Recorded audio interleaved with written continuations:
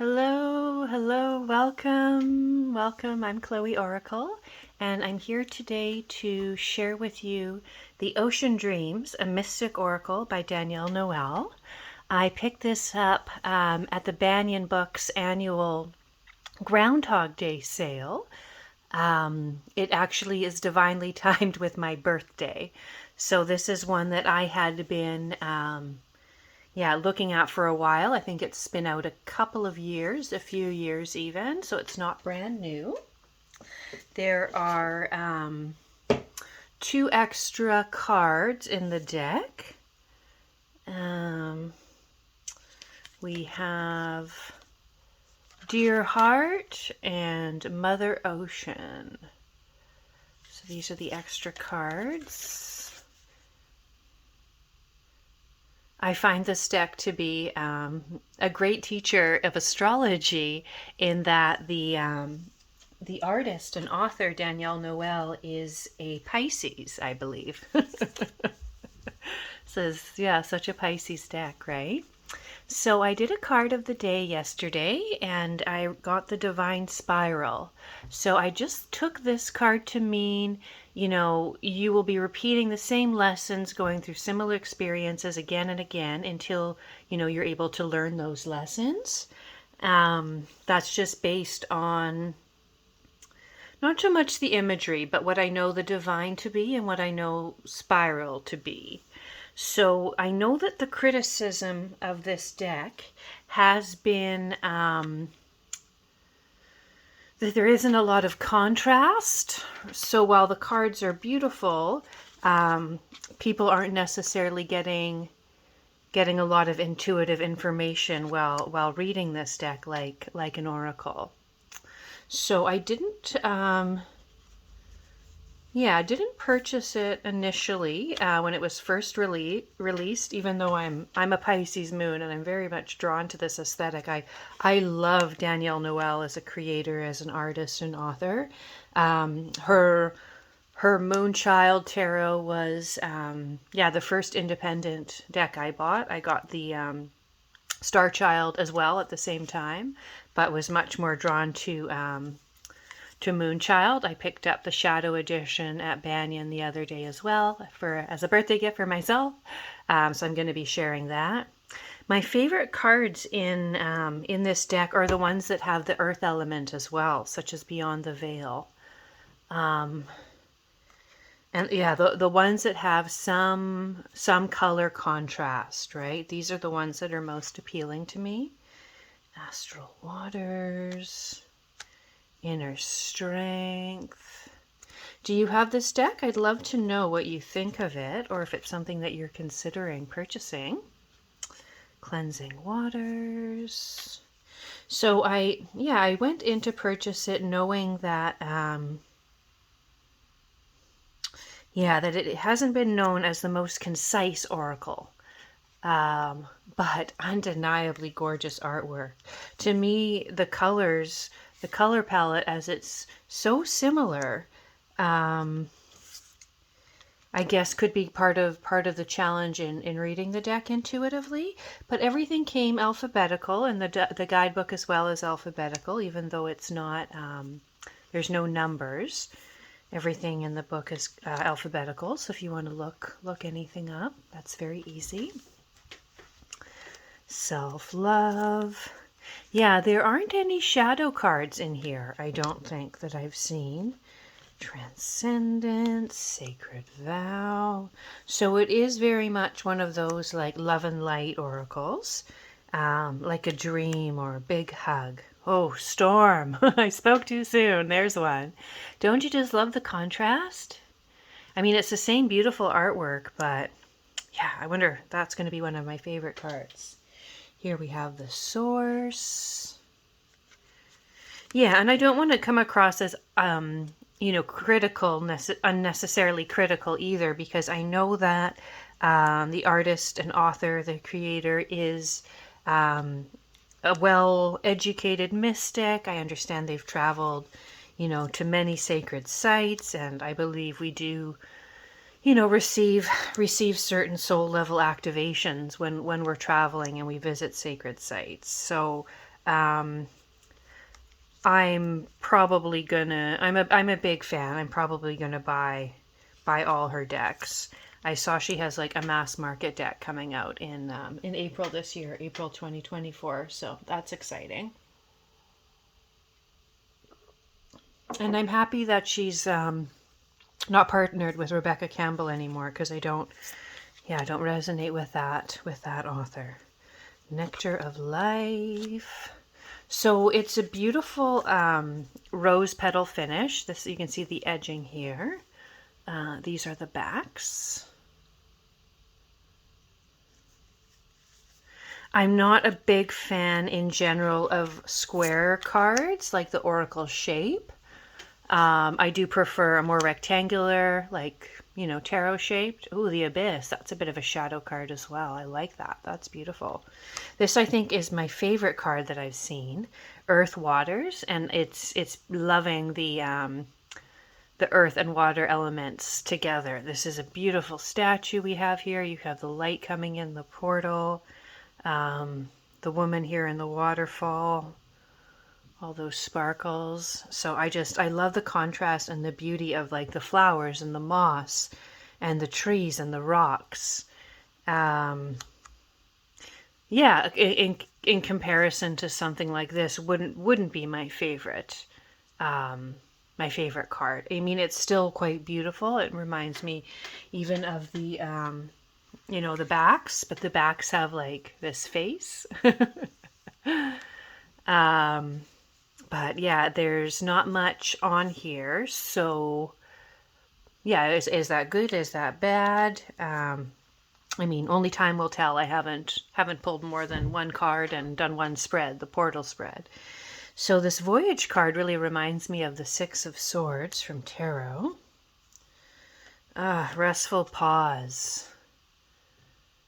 What a dream, hey? Absolutely beautiful cards. Beautiful cards. I don't regret purchasing this deck, that's for sure. But I am happy that, that I got it on sale from the local shop as a birthday gift. I think that, for myself, I think that makes it, the most special. So there's lots of Atlantean, Lemurian, mermaid, oceanic energy infused into the deck. If you're into those type of things. Beautiful. Luminous Path. I think there's about 50 cards in here. Does it say?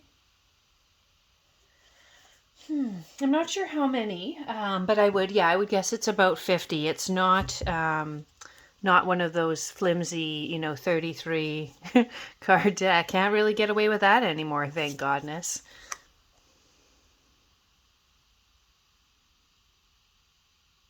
Ocean Beloved. Is this the woman who was the High Priestess in Moonchild? Shadow Waters. Ooh, Rite of Passage. Love this. Love this. Beautiful. Beautiful darkness. And here we have the Ace of Cups, or rather, Sacred Chalice.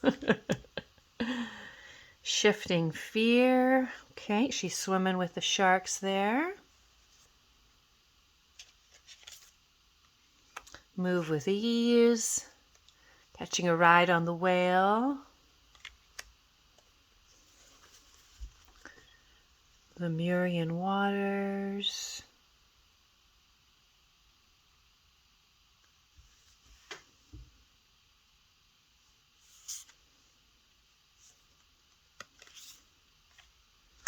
Yeah, even just, the flowers in this one, that subtle contrast is so beautiful. I love when they put in, plants or rock, stone, in addition to the water.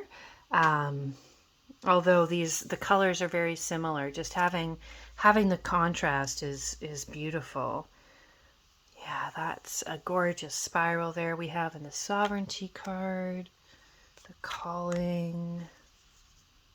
Whispers of Time and Temple of the Sea.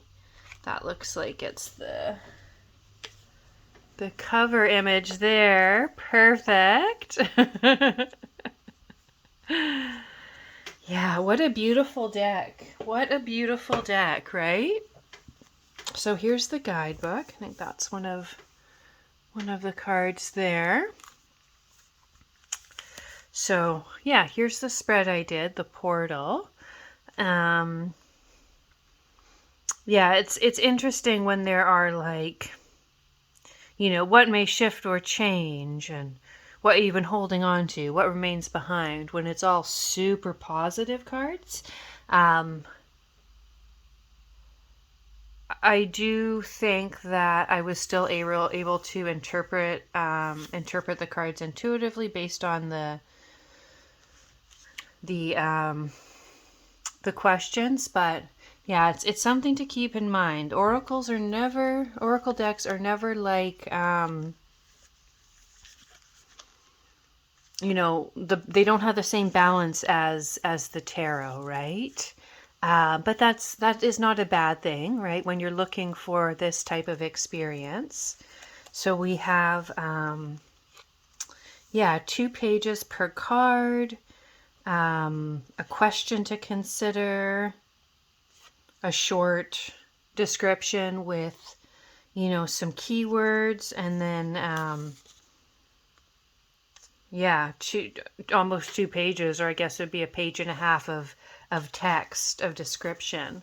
So I love that the book is the same size as the cards. It fits nicely into the deck. Why don't we pull a card here and see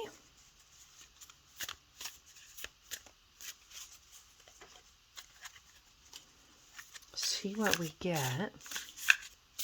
So beautiful rose petal finish. The cards don't stick together at all. It is very much, like the Moonchild. So I would say that, the more you work with it, the easier it gets to shuffle. That's what I found with the Moonchild anyways. So just based on that.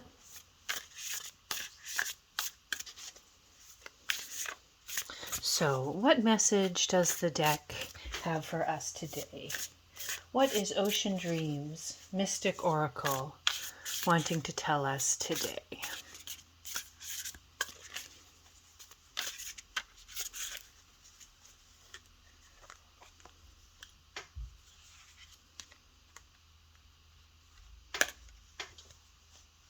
Mother Ocean.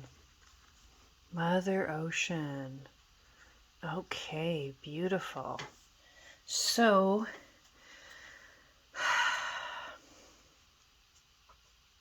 with this one, what I'm feeling intuitively is, of course, the love of a mother is unconditional, but there could be, maybe some hard lessons too.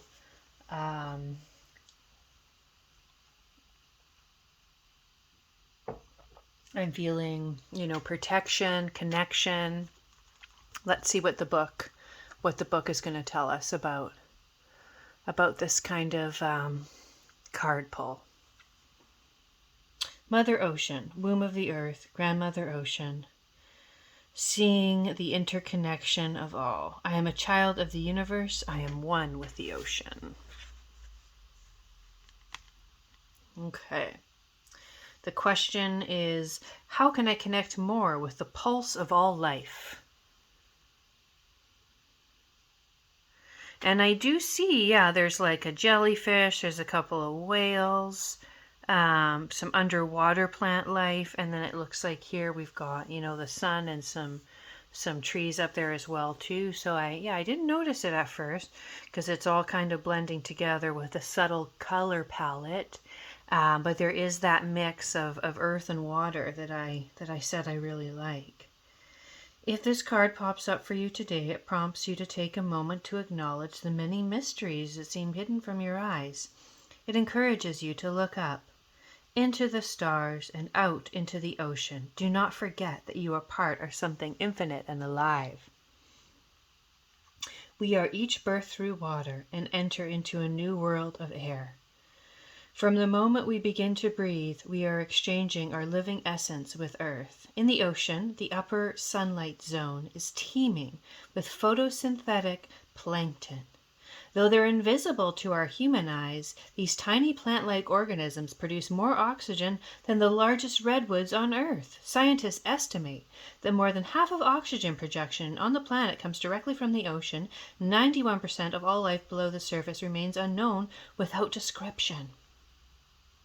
Mother Ocean is still a great mystery. As a primordial container of life, she is creator, destroyer, nurturing force that cannot fully be defined or reckoned with. Yes, and I feel like the card can't be fully defined either.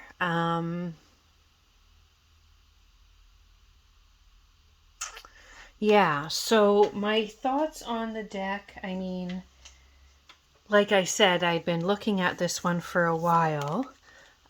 So I'm glad that I picked it up on sale. The artwork is beautiful, but I'm really excited to to work with it as an oracle, just to see if I'm able to connect in maybe more than some other people have. I feel like I would be really devoted to learning this deck, to connecting with this deck. So there you have it. This is the Ocean Dreams Mystic Oracle by Danielle Noel. Beautiful ocean theme deck. And this was, one that I picked up for my birthday. My birthday today. And I was, shopping at Banyan Books. So let me know if you love this deck. If you've worked with this deck yourself and what your experience has been. Thank you so much for watching.